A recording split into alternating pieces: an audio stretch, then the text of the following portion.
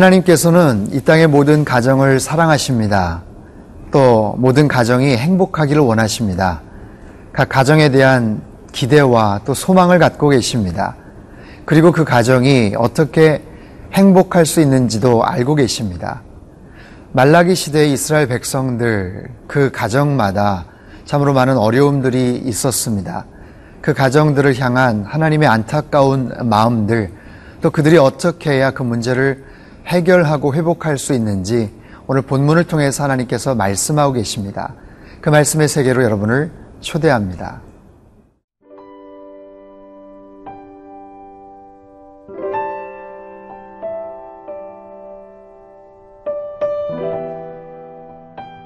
말라기 2장 10절에서 16절 말씀입니다. 우리는 한 아버지를 가지지 아니하였느냐? 한 하나님께서 지으신 바가 아니냐? 어찌하여 우리 각 사람이 자기 형제에게 거짓을 행하여 우리 조상들의 언약을 욕되게 하느냐? 유다는 거짓을 행하였고 이스라엘과 예루살렘 중에서는 가증한 일을 행하였으며 유다는 여호와께서 사랑하시는 그 성결을 욕되게 하여 이방신의 딸과 결혼하였으니 이 일을 행하는 사람에게 속한 자는 깨는 자나 응답하는 자는 물론이요 만군의 여호와께 제사를 드리는 자도 여호와께서 야곱의 장막 가운데에서 끊어버리시리라. 너희가 이런 일도 행하나니 곧 눈물과 울음과 탄식으로 여호와의 제단을 가리게 하는도다. 그러므로 여호와께서 다시는 너희의 봉헌물을 돌아보지도 아니하시며 그것을 너희 손에서 기꺼이 받지도 아니하시거늘 너희는 이르기를 어찌 됨이니이까 하는도다. 이는 너와 내가 어려서 맞이한 아내 사이에 여호와께서 증인이 되시기 때문이라. 그는 내 짝이요 너와 서약한 아내로 돼 내가 그에게 거짓을 행하였도다. 그에게는 영이 충만하였으나 오직 하나를 만들지 아니하셨느냐? 어찌하여 하나만 만드셨느냐? 이는 경건한 자손을 얻고자 하심이라. 그러므로 내 심령을 삼가 지켜 어려서 맞이한 아내에게 거짓을 행하지 말지니라. 이스라엘의 하나님 여호와가 이르노니 나는 이혼하는 것과 옷으로 학대를 가리는 자를 미워하노라. 만군의 여호와의 말이니라. 그러므로 너희 심령을 삼가 지켜 거짓을 행하지 말지니라. 하나님께서는 말라기서 안에서 그 당시의 제사장들의 여러 가지 문제점들, 온전하지 못한 예배, 제사의 어떤 형식들, 그리고 특별히 그 시대에 굉장히 많은 어려움을 또 아픔을 겪었던 가정의 문제들을 하나님께서 지적하고 계십니다. 그 가정 안에 있었던 불신의 문제들, 또 폭력의 문제들, 이혼에 대한 그런 여러 가지 문제들을 하나님께서 지적하시며 이렇게 말씀을 하십니다. 본문 11절 말씀인데요. 유다는 거짓을 행하였고 이스라엘과 예루살렘 중에서는 가증한 일을 행하였으며 유다는 여호와께서 사랑하시는 그 성결을 욕되게 하여 이방신의 딸과 결혼하였으니, 이 결과로 인해서 오늘 본문 12절에 보면 하나님께서는 야곱의 장막 가운데서 그들을 끊어버리시겠다라고 말씀을 하십니다. 야곱의 장막, 즉 이스라엘 국가 국가에서 내치시겠다, 제명해버리시겠다, 굉장히 무서운 그런 심판과 저주의 말씀이시죠. 그런데 거기에 대해서 13절 이하를 보면 그 백성들이 눈물과 울음과 탄식으로 여호와의 제단을 가리웠다라고 하는데, 이것은 엄밀한 의미에서 보면 어떤 회개의 눈물이라기보다는 그저 하나님 앞에 자신들의 잘못을 깨닫지도 못하고 온전하게 뉘우치지도 못한 채 흘리는 눈물과 탄식이라고 말할 수가 있습니다. 14절에 이렇게 얘기를 하죠. 너희는 이르기를 어찌 됨이니까 하는도다. 무슨 이유 때문에 우리가 이런 고난을 겪습니까? 왜 하나님 우리가 이런 어려움을 겪어야 됩니까? 이렇게 하나님 앞에 반문을 한다라는 그런 의미입니다. 우리가 살면서 만나는 여러 가지 어려움들, 그 모든 고난을 단순한 어떤 인과응보식으로 해석을 해서는 안 되겠죠. 각자의 이유가 있고 또 여러 가지 명쾌하게 해설하기 어려운, 해석하기 힘든 그런 이유와 원인들이 있을 겁니다. 하지만 상당한 부분에 있어서는 분명한 죄의 결과들, 그리고 어떤 잘못과 과오로 인해 생긴, 그렇게 해서 발생한 그런 여러 가지 문제들이 있다라는 사실이에요. 불신하지 못하고, 그리고 교만하고, 욕심으로 인해서, 태만함으로 인해서 서로 신뢰하지 못하는 그런 여러 가지 문제들 때문에 생겼던 그런 가정 안에서의 여러 가지 어려움들, 더 큰 문제는 뭐냐 하면 정말 그 문제의 원인이 무엇인지를 모르고 있다는 것이 어떻게 보면 더 큰 문제라는 것이죠. 문제가 발생을 하면 그 이유가 무엇인지, 원인이 무엇인지, 어디에서 비롯된 것인지를 알아야 되는데 그것조차를 알지 못한 채 살아간다는 것, 그건 굉장한 사실은 어려움 가운데 처할 가능성이 많습니다. 아틀란타 조지아주에 한 소녀가 있는데요. 아주 특별한, 좀 희한한 그런 병에 걸렸어요.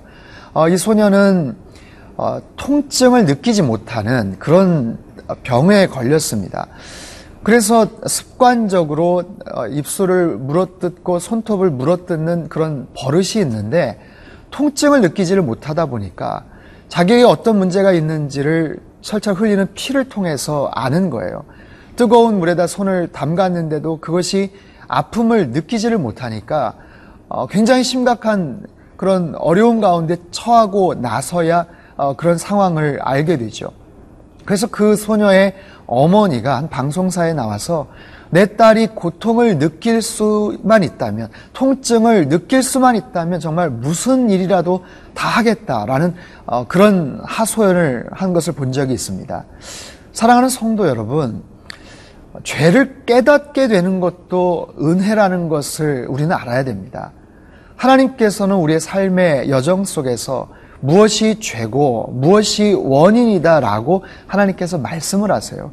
그것을 깨닫고 그것을 감지하는 것 자체가 은혜고, 거기에 맞춰서 그것을 풀어나가는 그런 행동들이 우리 안에 있어야 될 줄로 믿습니다. 죄라는 것은 하나님을 떠남으로 인해서 생기는 것이고요. 그 죄의 문제는 곧 예수 그리스도 안에 있을 때 온전하게 해결된다는 사실이죠. 우리가 분명히 이 사실을 깨닫고 죄의 원인과 이유가 무엇인지를 깨닫고, 그리고 그것을 분명하게 해결할 수 있는 처방, 그 방법이 무엇인지도 깨닫고 죄와 싸우되 정말 피 흘리기까지 싸우는 하나님의 거룩한 백성들 되실 수 있기를 주님의 이름으로 축원합니다.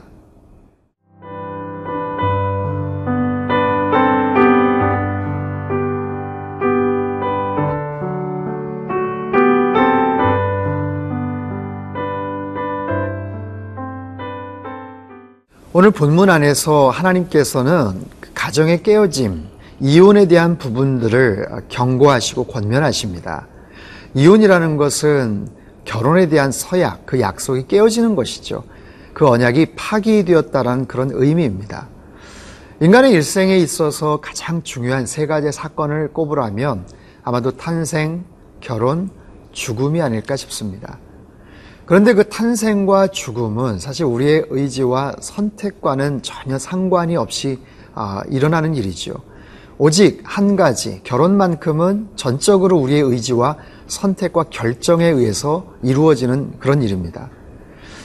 한 인간이 어떤 가정 안에 어떤 모습으로 태어났느냐 하는 것은 그 인간의 일생의 전체의 큰 틀을 제시하는 것이라면 누구와 결혼을 하느냐, 어떤 사람을 선택해서 함께 결혼을 생활을 하느냐, 그것은 정해진 그 틀 안에 어떤 내용을 채워나가느냐 하는 아주 중요한 그런 문제겠죠.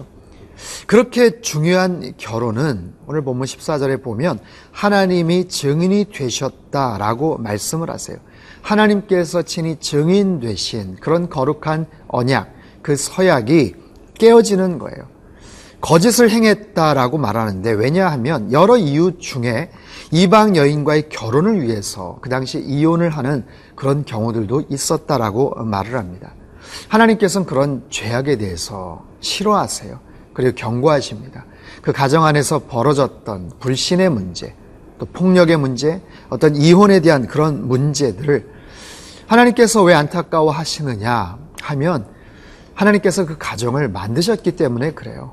인류 최초에 하나님께서 세우셨던, 만드셨던 바로 신적 기관이 바로 가정이죠.